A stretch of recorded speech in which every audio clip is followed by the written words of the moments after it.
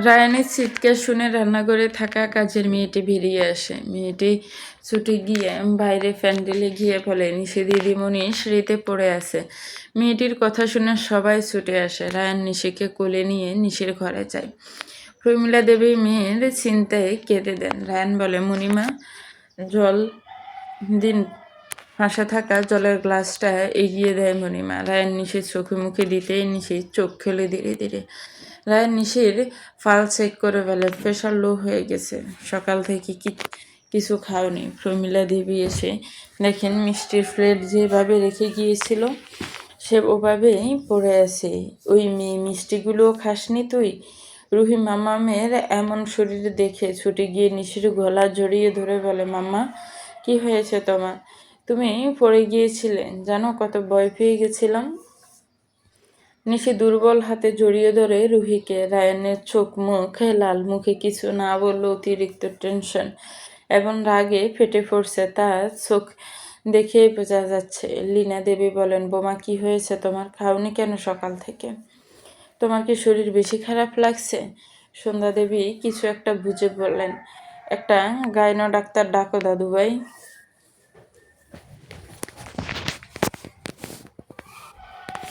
মণিমা বলেন, আমি ফোন করে দিচ্ছি রিম্পাকে, যে ডাক্তার দেখছে আমি তাকে কল করে দিচ্ছি। সন্ধ্যা দেবী অভিজ্ঞ নজরে নিশিকে ফরক করে দেখে নিয়ে বলেন, ঘর আপাতত ফাঁকা করো, সবাই যাও খেতে। এভাবে খাবার এর ফ্লেটসের উঠে আসতে নেই। সন্ধ্যা দেবীর কথায় সবাই চলে যায়। আর তাছাড়া নিশির কাছে রায়ান আর মণিমা আছে। রুহিকে জোর করে লীনা দেবী নিয়ে যায়। মেয়েটার খাওয়া হয়নি এখনো। নিশির হালকা তন্দ্রাভাব আসতেই মণিমা রায়ানের সাথে কথা বলতে যায়। মণিমা বলে, জামাই বাবা, আমার তোমার সাথে কিছু কথা আছে। আমার মনে হয় ডাক্তার আসার আগেই সবটা তোমার জেনে নেওয়া উচিত। রায়ান ব্রু কুঁচকে তাকায়। নিজেই নিজের মনে প্রশ্ন করে, নিশি আমার থেকে কিছু লুকাচ্ছে? এটাও সম্ভব? কি এমন কথা? মণিমা বাইরে এসে নিশির রুমের দরজাটা ভিজিয়ে দেয়। রায়ানের চোখে মুখে জিজ্ঞাসা চিহ্ন। কীভাবে যে বলি? বলুন বিনাদিতে, সমস্যা নেই।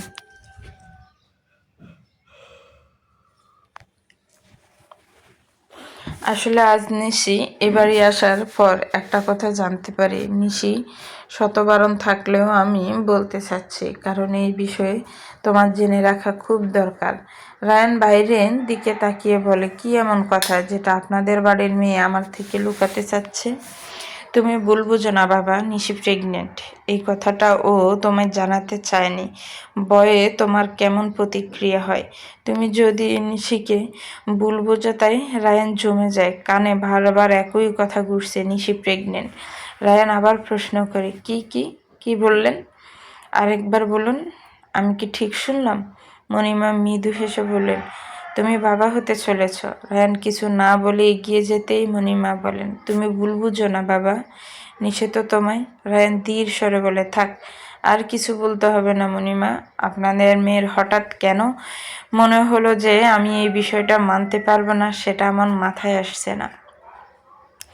আমি এই বিষয়ে আপনাদের মেয়ের সাথেই কথা বলতে চাই। কথাটা শেষ করতেই ডাক্তার মালিনী আসেন। রায়ানের সেনা ডাক্তার মালিনী নিশিকে চেক করে দেখেন, বলেন সে গর্ভবতী। এই বিষয়ে কোনো ডাউট নেই, কেননা নিশির ফোনে তোলা টেস্ট কিটের ফিকটা দেখে। কটা টেস্ট এবং কিছু ওষুধ দিয়ে তিনি চলে যায়। দাশগুপ্ত বাড়ি এবং সেম বাড়ির মানুষজনের আনন্দের ঠিকানা নেই। মুহূর্তের মধ্যেই সব মেতে ওঠে। ওদিকে রুহিকে যখন বলা হয় রুহির ছোট ভাই বা বোনও আসছে, রুহির তো আনন্দের শেষ নেই। মণিমা রায়ানকে চুপ থাকতে দেখে সন্ধ্যা দেবীকে ইশারা করেন। সন্ধ্যা দেবী নিশিকে রেস্ট করতে বলে ঘরের বাইরে আসে। মণিমা যেতে যেতে দরজাটা বাইরে থেকে টেনে দিয়ে বেরিয়ে যায়। রায়ান নিশির দিকে না তাকিয়ে রুহিকে বলে, রুহি, রেডি হও, আমি বাড়ি যাচ্ছি। রুহি একবার মাম্মামের মুখের দিকে তো একবার পাপার মুখ দেখে। কেন পাপা, মাম্মাম যাবে না আমাদের সাথে? রায়ান ধীর স্বরে বলে, না, সে থাকুক এখানে, আমাদের তার কোনো দরকার নেই। সে নিজের ভালো নিজে খুব বোঝে, এখানে থাকুক। কিন্তু আমি যাব না। আমি ভাই আর মামামের কাছে থাকবো। রায়ান একটু চেঁচিয়ে বলে, বড্ড অবাধ্য হচ্ছ দিন দিন। কিছু বলি না বলে সব মাথায় উঠে গেছো। যাও, ঠাম্মিকে বলো রেডি করিয়ে দিতে। আমি কোনো আর্জিও শুনতে চাই না। রুহির পাপার ভয়ে কেঁদে দিয়ে নিশিকে জড়িয়ে ধরে। নিশি বলে, কি শুরু করলেন? মেয়েটা ভয় পাচ্ছে তো।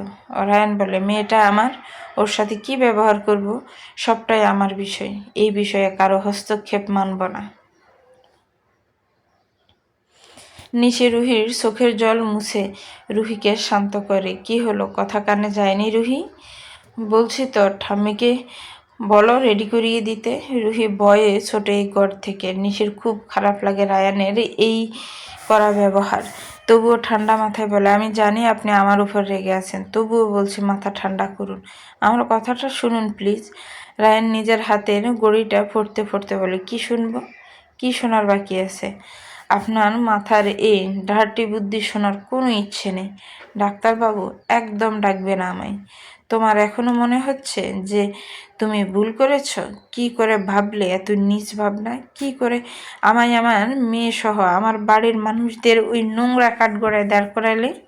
আমি যত ভাবছি তত অবাক হচ্ছি। তুমি কি সেই নিশি যাকে গত 3 বছর ধরে আমি ভালোবেসে আগলে রেখেছি? নিশি কাঁদে। নিজের মনে পুষে রাখা বোকামির কথা ভাবলে নিশির কান্না পাচ্ছে। নিশি তো ভয় পেয়েছিল রায়ানের থেকে দূরে থাকার, ভয় পেয়েছিল রুহির সহজে না মেনে নেওয়া। মনের মধ্যে একটা কল্পনার জগৎ তৈরি করে নিয়েছিল।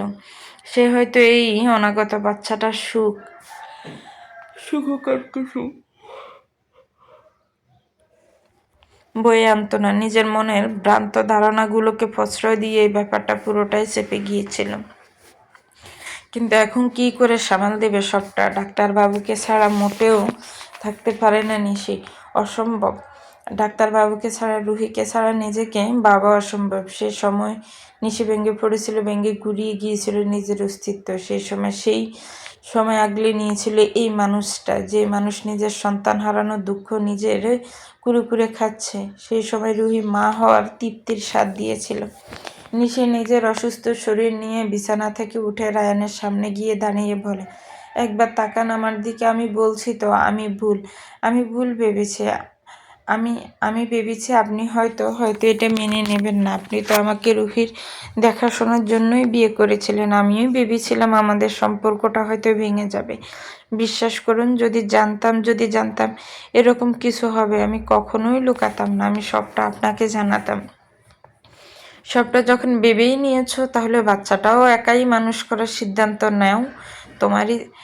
তোমারই থাক, আমি এটাতে বাধা প্রদান করব না।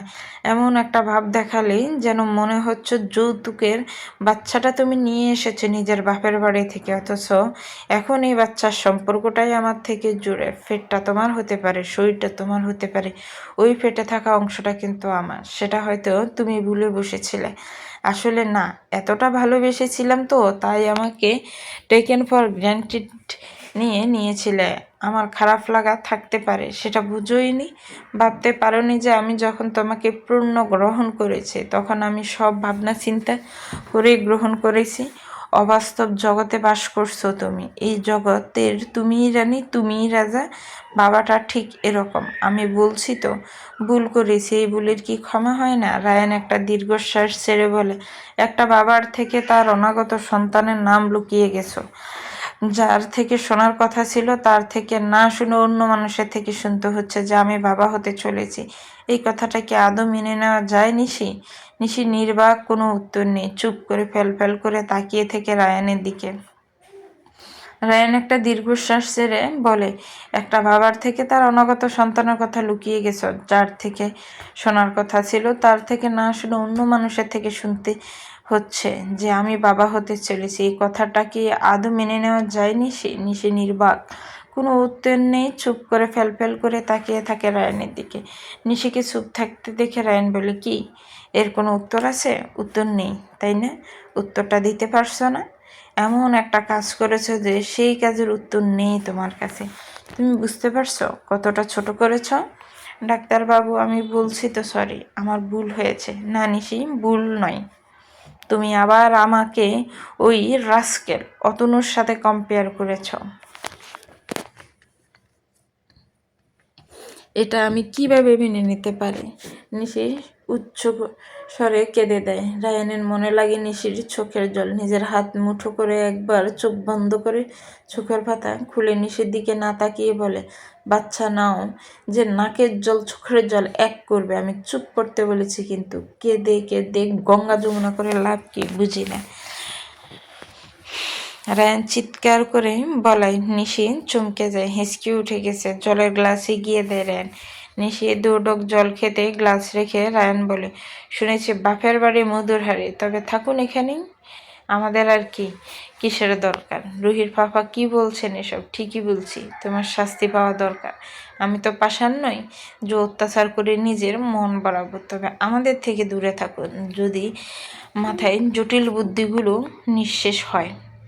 রায়ান কথা শেষ করে এগিয়ে যেতে নিশি ডেকে ওঠে, ডাক্তারবাবু। রায়ান পিছু ফিরে আর তাকায় না, বড় বড় পা ফেলেই চলে যায়। নিশি যন্ত্র মানবের ন্যায় এক জায়গায় দাঁড়িয়ে রয়। কি হয়ে গেল?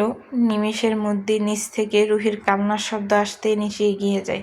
চোখে পড়ে রায়ান আর রুহিকে জোর করে নিজের সাথে নিয়ে ওই বাড়ি ছেড়ে কাউকে কিছু না বলে বেরিয়ে যায়। যাওয়ার আগে শুধু নিজের মাকে বলে, নিশি এখন এখানেই থাক, তোমরা বেরিয়ে পড়ো, সন্ধ্যা হতে চলল। রায়ানের গাড়ি সেনবাড়ি পেরিয়ে যেতেই নিশি বসে পড়ে রেলিং ধরে। বুকে অসহ্য ব্যথা হচ্ছে, মনে মনে নিজের উপর ধিক্কার আসে। সন্ধ্যা দেবী নাথবইয়ের সাথে দেখা করতে আসে। নিশিকে ওভাবে বসে কাঁদতে দেখে তাড়াতাড়ি এগিয়ে আসে। কি হলো বউ, কাঁদো কেন? স্বামী স্ত্রীর ঝগড়া তো হবে, এই নিয়ে মন খারাপ কেউ করে? ঠাম্মি, আমি যে শুধু ভুল নয়, অপরাধ করে ফেলেছি, অনেকটা বড় অপরাধ। তোমার নাতিকে তোমাদের অবিশ্বাস করে আমি যে এত বড় পাপ করেছি। তোমার নাতি ঠিকই করেছে, আমাকে এই বাড়িতে রেখে চলে গেছে। আসলে দোষটা তো আমার, আমি তো ওনাকে কাঠগড়ায় দাঁড় করিয়েছি। আমি নিশি আর বলতে পারে না। সন্ধ্যা দেবী নিশিকে বুকের মাঝে আগলে নিয়ে বলে, বোকা মেয়ে, তোমার জায়গায় যদি আমি থাকতাম আমিও হয়তো এরকম ভাবতাম। হয়তো তোমার ভাবনাটা ভুল নয় নিশি, ভাবনাটা ঠিক, কিন্তু আমার দাদুভাই বলে বলছি না, রায়ানের মতো ছেলে হয় না। সে যে তোমাকে এতটা ভালোবাসে তা তুমি কল্পনাও করতে পারবে না। তুমি ওর ভালোবাসাকে অবিশ্বাস করেছ, এটা হয়তো মেনে নিতে পারেনি ও। কটা দিন দূরত্বে থাকো, দেখো সম্পর্কটা ঠিক হয়ে যাবে। আর তাছাড়াও তোমাকে ছাড়া থাকতে পারবে না। আজ যেরকম রাগ দেখিয়ে গেছে, 2 দিন পরে দেখবি ফিরে এসেছে। ভালো থেকো, কান্নাকাটি করো না। তোমার পেটে একজন আছে, তার খেয়াল যে তোমাকেই রাখতে হবে। আর আমি আমার দাদুভাইকে চিনি, দেখো না, রাগ কমলেই ছুটে আসবে তোমার কাছে। এইসব নিয়ে এত ভেবো না, রেস্ট করো, কিছু খাওয়া দাওয়া করো। লীনা দেবীও আসেন, নিশির মাথায় হাত বুলিয়ে বলেন, আমার ছেলেটা খুব রেগে আছে বৌমা, আসলে অভিমান হয়েছে। দেখো, অভিমান ভাঙলেই ছুটে আসবে তোমার কাছে। এই কটা দিন নিজের যত্ন নাও। আজ বরং আমরা আসি, সাবধানে থেকো। এক এক করে সেনবাড়ি ফাঁকা হয়ে যায়। দাশগুপ্ত বাড়ির মানুষজন সবাই চলে যায়।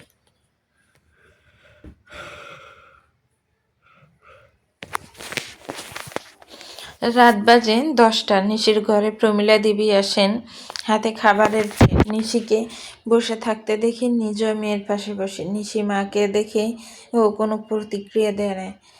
হাঁ করতো, খেয়ে নে, এই সময় না খেয়ে থাকতে নেই, খেয়ে ওষুধ খেয়ে নে। রায়ন ওষুধ পাঠিয়ে দিয়েছেন ড্রাইভারকে দিয়ে। নিশি অবাক হয়ে তাকায়। প্রমীলা দেবী মেয়ের মুখে খাবার তুলে দিয়ে বলেন, সবাই খারাপ হয় না রে মা, তুই যা ভেবেছিস তাই ঠিক। তবে যার স্বামী নিজের স্ত্রীকে চোখে হারায়, যেই বাচ্চা ছিনেরাকে ছাড়া থাকতে পারে না, যে বাড়িতে আমার মেয়ের ভালো লাগা খারাপ লাগাগুলোকে সবাই সবসময় গুরুত্ব দেয়, সেই মানুষগুলোকে নিয়ে এই ভাবনাটা মানায় না। একটা সময় তুই আমাকে বলেছিলি আমি দ্বিতীয়বার খুশি হব, ভাবতে পারিনি। আমি রায়ানকে পেয়ে অনেকটা খুশি। সে আমার অনেক খেয়াল রাখছে, সে আমার অনেক যত্ন নেয়। রুহি আমাকে ছাড়া থাকতেই পারে না, এমনকি ওই বাড়ির প্রতিটা মানুষ আমার সাথে খুব ভালো ব্যবহার করে। দেখতে দেখতে কতটা সময় পার করলাম তাদের সাথে, সম্পর্কগুলো অনেকটা সুন্দরভাবে গড়ে উঠেছে।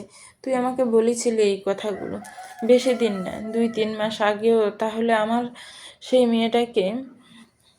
মেয়েটাকে করে হঠাৎ বদলে গেল বলতো? মেয়েটা কি করে জানোয়ার তার সাথে কম্পেয়ার করতে গেলাম? দেশ দেব না, ভয়, এটা প্রতিটা মেয়েরই থেকে, মানছি আমি। তুই ভুল করেছিস। রায়ান যে কষ্ট পেয়েছে মান, ছেলেটা যে তোকে একদিন এই বাড়িতে থাকতে দিত না, একটা রাত তোকে ছাড়া থাকতে পারে না, সেই ছেলে তোকে রেখে চলে গেছে, মানে ভাবতো কতটা খারাপ লেগেছে তার। আমার ভুলের কি ক্ষমা হয় না? ডাক্তারবাবু কি আমাকে ক্ষমা করবে না? অবশ্যই করবে ক্ষমা। মানুষ যাকে ভালোবাসে তার উপর বেশিক্ষণ রেগে থাকতেই পারে না। তাহলে আমি কি করব? আমি যে এখানে থাকতে পারছি না, আমার যে দম বন্ধ হয়ে আসছে। এই মনি, দুধের গ্লাসটা নিয়ে আয়। রায়ান ওভাবে তোকে রেখে চলে যাওয়ায় মনি নিজেকে দায়ী করছে। ও যদি না বলতো তবে হয়তো রায়ান তোকে রেখে যেত না। নিশি শুনে বলো, ওর রাগ আমার ওপর, আমি কেন লুকিয়ে গেছি, এতে মুনিমার দোষ নেই।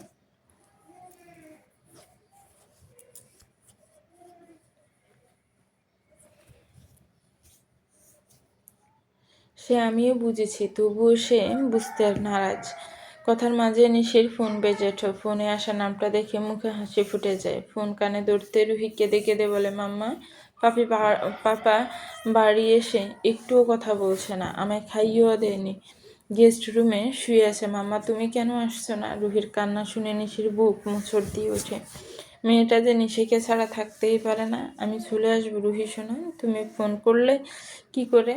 পাপা ফোন ঘরে রেখে গেছে, আমি কোথায় ঘুমাবো? পাপা যে গেস্ট রুমে। রুহি শোনা, তুমি পাপার কাছে যাও, কাঁদে না। তুমি না ভালো বাচ্চা, পাপাকে ডাকো, পাপা তোমায় নিয়েই ঘুমাবে। কথা শেষ করতে পারিনি, তার আগে একটা পুরুষালী স্বর শোনা যায়। কার সাথে কথা বলছো রুহি? রুহি বলার আগে রায়ান ফোন নিয়ে দেখেই একটা ধমক দিয়ে বলে, কার পারমিশনেই মানুষকে ডিস্টার্ব করছো? সে একা থাকতে পারে, আমাদের মতন জঞ্জালে তার আর দরকার নেই। কথাটা বলেই কল কেটে দেয়। নিশি চুপ করে কানে এখনো ফোনটা চেপে ধরে রেখেছে। কিছু সময় পর বলে, মা, গতকাল সকালে ওই বাড়ি যাচ্ছি আমি, দেখি কত রাগ কত অভিমান করে থাকতে পারে উনি, যা শাস্তি দেবে আমি মাথা পেতে নেব। মেয়েটাকে কথায় কথায় ধমক দিচ্ছে, দেখি কত জেদ আছে আনার। পুরুষ মানুষ মুখে না বললেও কষ্ট যে কম হচ্ছে তা তো না, কষ্ট হচ্ছে খুব, কিন্তু নিজের সিদ্ধান্ত অটল রায়ান। রাতে নিজের ঘরে ঘুমায়নি, রুহিকে নিয়ে গেস্ট রুমে আছে। রুহিকে ধুমকে ঘুম পাড়ালেও নিচে জেগে থেকে কাটিয়ে দিয়েছে সমরাত। গেস্ট রুমের বাইরে গার্ডেন আছে, এদিকেও তেমন কেউ আসে না। গার্ডেনে বড় দোলনায় এসে বসে, আকাশপানে তাকিয়েই বসে রয়। রায়ান যে নিশিকে কম ভালোবাসে তেমন না, রায়ান নিশিকে চোখে হারায়। নিশির এভাবে লুকিয়ে যাওয়াটা মেনে নিতে পারেনি। এমন নয় যে রায়ান নিশিকে সে ফ্রিডম দেয়নি, নিশি এতটাই কমফোর্ট ফিল করে যে নিজে থেকেই রায়ানকে সারাদিনে কি কি করলো সবটা নিজে রায়ানের সাথে শেয়ার করে। তবে কেন এত বড় আনন্দের কথাটা রায়ানকে বলল না? ওদিকে সারা রাত নিশির চোখেও ঘুম নেই। রায়ানকে বহুবার ফোন করেও পায়নি। রুহির থেকে ফোন নিয়ে তখন বন্ধ করে দিয়েছে। ভোরের আলো ফুটতেই সূর্য মামা নিজের আধিপত্য বিস্তার করে ফেলেছে। ভালোই রোদের জলকানি। রায়ান দোলনায় সারা রাত বসে থেকে ভোর রাতের চোখটা লেগে গেছে হয়তো। সূর্যের আলো চোখে মুখে পড়তেই চোখ খুলে। রাতের জামা কাপড়টাও ছাড়েনি, এক জামা প্যান্ট পরেই রয়েছে। হাতে ঘড়িতে সময় দেখে সকাল 6টা বাজে। মাথাটাও বেশ যন্ত্রণা করছে। কোনো রকমে উঠে দাঁড়ায়। না, আজ আর ওয়ার্কআউট করার ইচ্ছে নেই। মন শরীর দুটোই খারাপ লাগছে।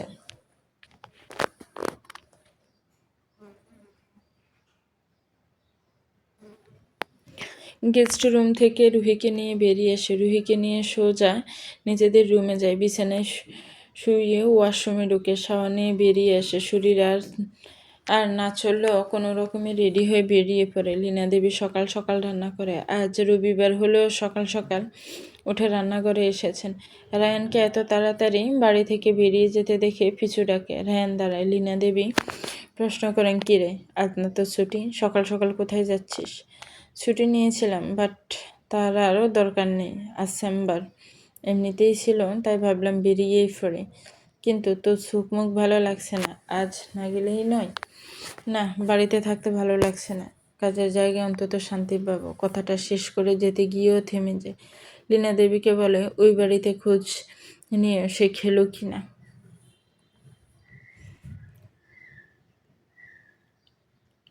লীনা দেবী হাসে, এতই যখন ভালোবাসিস তবে তাকে রেখে এলি কেন?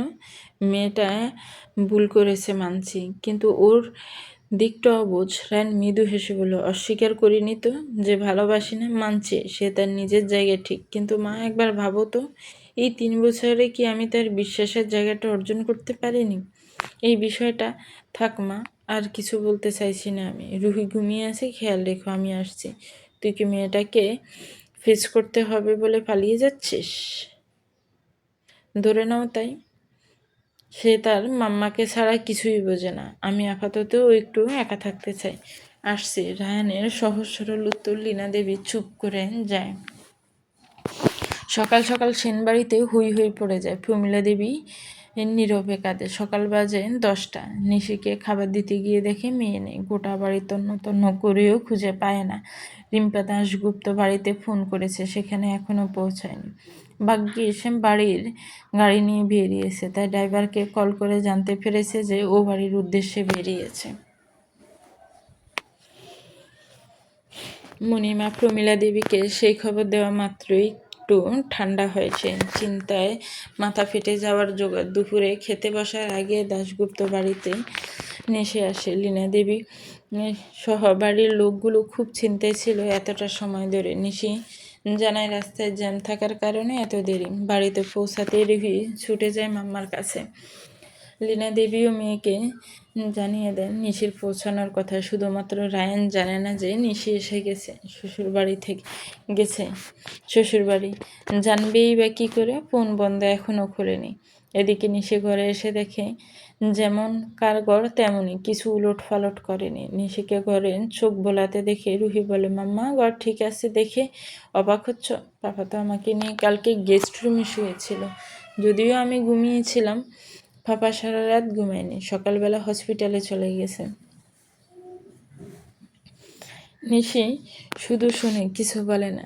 নিজের সংসার থেকে একটা দিন দূরে ছিল, মনে হচ্ছে যেন কত জন্ম পর এসেছে। মামা জানো, পাপা খালি বকেছে, একটু আদর করেনি। তোমাকে ছাড়া তো আমার ঘুমই আসছিল না, তখনও একদম ওকে ঘুম পাড়িয়েছে। পাপা পৌঁছা। অমন বলতে নেই রুহি, আমি পাপাকে বুকে দেব কেমন? যাও তুমি খেয়ে নাও, আমি শাওয়ার নেব। না মাম্মা, আমি তোমাকে ছাড়া খাবো না, তুমি না খাইয়ে দিলে আমার পেট ভরে না। আচ্ছা একটু অপেক্ষা করো রুহি, আমি ফ্রেশ হয়ে আসি। রুহি মাথা নাড়ে। দুপুর গড়িয়ে বিকেল হয়।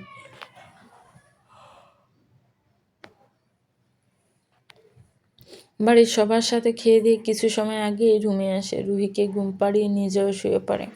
বিকেল থেকে সন্ধ্যা হলে রায়ান ঘরে ঢোকে। রায়ানকে আসতে দেখেও কারো মুখে কোনো কথা নেই, যে যার কাজে বিজি। রায়ানও কারোর সাথে কোনো রকম কথা না বলেই ঘরে চলে আসে। ঘরে ঢুকতেই নাকে সেনা একটা মিষ্টি গন্ধ আসে। রায়ান দেখে ঘর অন্ধকার, ঘরের লাইট জ্বালিয়ে পিছু ঘুরতে অবাক হয়। সবেমাত্র নিশি ঘুমু ঘুমু চোখে উঠে বসেছে। নিশিকে দেখে রায়ান অবাক হলেও কোনো প্রতিক্রিয়া দেখায় না। নিজের মতন করে ফ্রেশ হতে যায়। ফ্রেশ হয়ে বার হতেই সোফায় বসে শরীর এলিয়ে দেয়। নিশি কিছু সময় রায়ানকে দেখে অবাক হয় বটে, মুখে কিছু না বলেও গুটি গুটি পায়ে বিছানা থেকে নেমে এসে সোফার পাশে গিয়ে বসে। রায়ানের কোনো হেলদোল না পেয়ে নিজে বলে, কি ব্যাপার রুহির বাবা, ভুলে গেলেন নাকি? রায়ান নিজে নিজের মতন বসে থাকে, কোনো সাড়া দেয় না। নিশি রায়ানের হাতের উপর হাত রেখে বলে, কি ব্যাপার, একটা রাতেই ভুলে গেলেন? এটা কিন্তু ঠিক নয়। কথা দিয়েছিলেন 7 জন্ম আমার সাথে এক বন্ধনে আবদ্ধ থাকবেন। রায়ান কোনো কথা না বলে বিরক্তে হাতটা ঝাড়া মেরে সরিয়ে দিয়ে ল্যাপটপ নিয়ে ঘর থেকে বেরিয়ে যায়। নিশি বিছাড়া বোকা বোকা চোখে চেয়ে থাকে। মনে মনে প্ল্যান করছেন কি করে ডাক্তারবাবুর মান ভাঙানো যায়। চলবে। তো ভিউয়ার্স, গল্পটার এই পর্ব কেমন লেগেছে একটি কমেন্টস করে জানাবেন। গল্পটা ভালো লাগলে একটি লাইক করবেন, গল্পটাকে শেয়ার করবেন, আর আমার চ্যানেলকে প্লিজ সাবস্ক্রাইব করবেন। যারা অলরেডি সাবস্ক্রাইব করে রেখেছেন তাদেরকে অনেক অনেক ধন্যবাদ। ভালো থাকবেন, সুস্থ থাকবেন, আমার চ্যানেলের সাথেই থাকবেন। আল্লাহ হাফিজ, আসসালামু আলাইকুম।